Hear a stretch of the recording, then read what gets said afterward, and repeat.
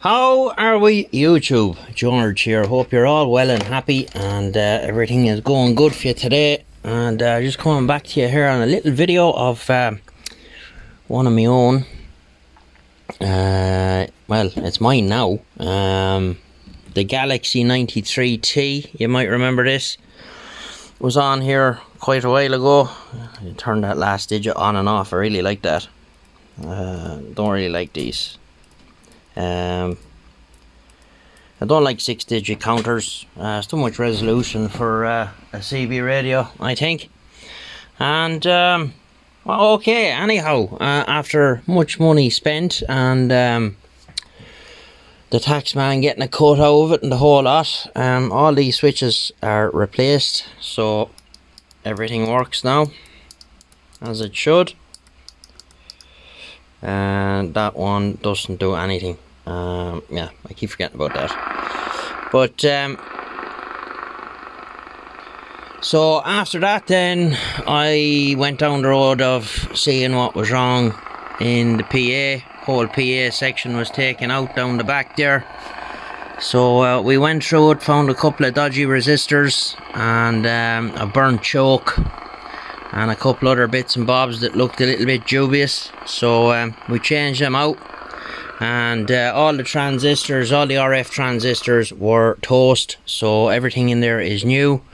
2166, new 1969, both genuine Mitsubishis, and a Toshiba 2SC 2290 in there as well. So this thing pops out about I don't know what those, it's supposed to do 40 or 50 watts, but you know, as I'm always telling everybody, the difference between 10 watts and 50 watts is not what we're talking about. The difference between 10 watts and 250 watts is. So if you want more power, rather than trying to screw every last watt and wring every bit of power out of the back end of your radio, go and buy an amplifier. It's not like they're expensive.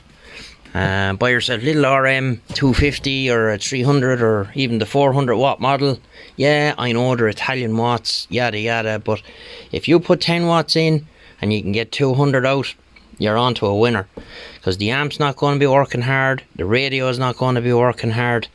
You know, it's win-win. So, like with the big heat sinks on the back of this thing, and fans and all sorts carry on like this in the back of it, and you know, it's a bit mad, I think, you know, to be expecting. They're supposed to do 55 watts or something, I don't know. Because then again, all these yokes are measured with dosimeters, and we all know dosimeters, what they're like. So now that it's working, I have a microphone here. Let me see, this supply that it's on now probably won't drive it at full tilt, so I'll just put her down onto low power.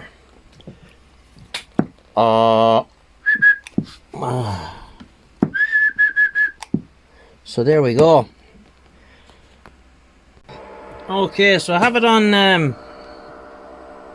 the old dummy load Vanny's meter here, and we're on AM. Have it on, we'll put it on low first and see what she does. So a dead key of we'll change the scale now. So we're looking at the top scale,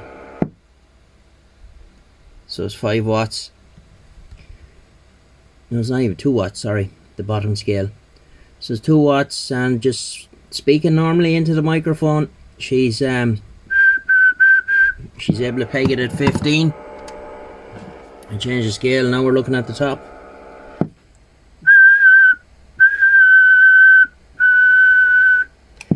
Okay, so now we'll go to medium. 1, 2.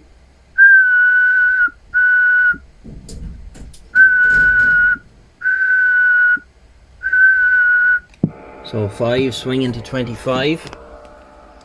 I don't know, will this power supply drive it on high? We'll see. What are we there? 10 watts.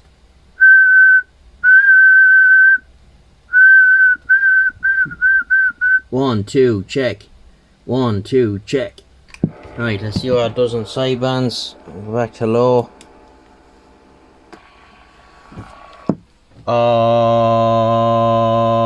Audio. Audio. Audio. There's 25 watts. Go to medium.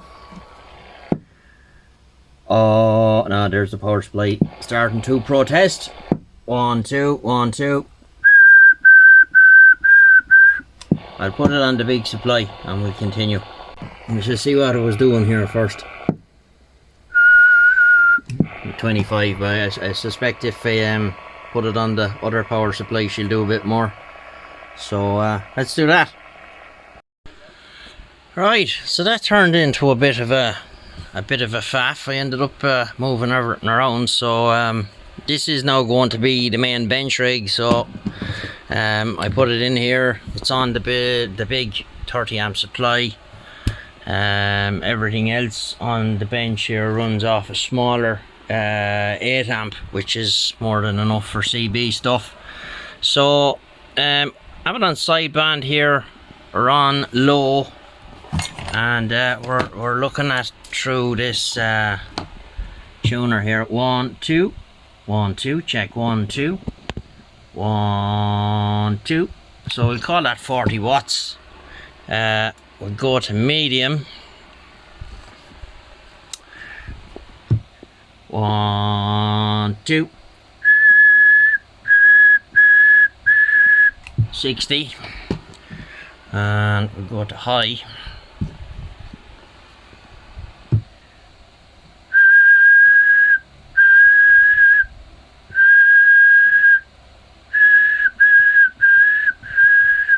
Yeah, we'll say 80 watts. So yeah, that's not bad. You know, we'll take that, as the fella says, and be glad of it. And yeah, it fits in there nice now. So it's just gonna live here now from now on. And a bit of a refit, another bit of gear coming tomorrow that we're going to put up here. So yeah, looking forward to that. Yeah, so there we have it.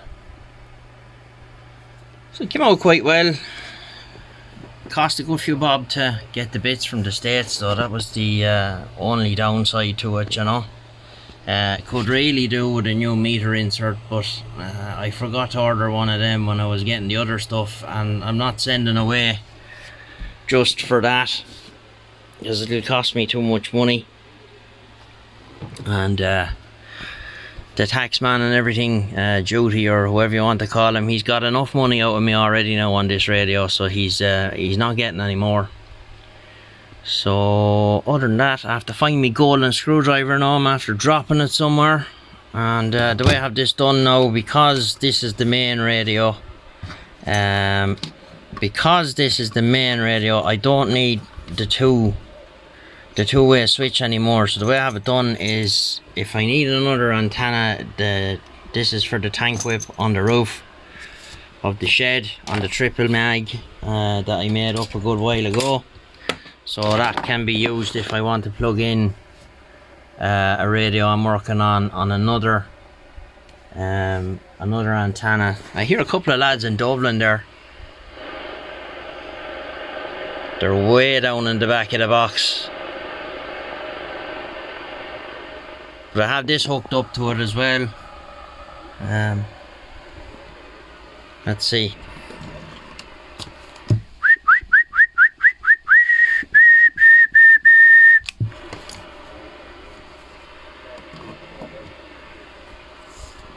Yeah, so quite pleased with that. Yeah, so it's come out pretty well, and we're quite pleased with it. Quite pleased with our little refit as well. It's nice. So happy days. I got my screwdriver back, and yeah, that's pretty much it for now. So we'll get you in the next one, and take care, stay safe, look after one another. This is George. Bye bye.